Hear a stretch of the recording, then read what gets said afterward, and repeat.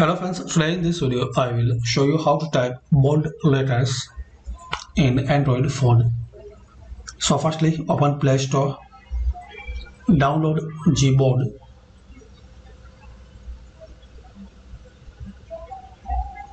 Now install Gboard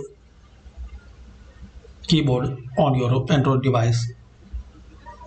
Then type some message. Now select your text. So here guys you will see some options like cut, copy, paste and bold. So select bold.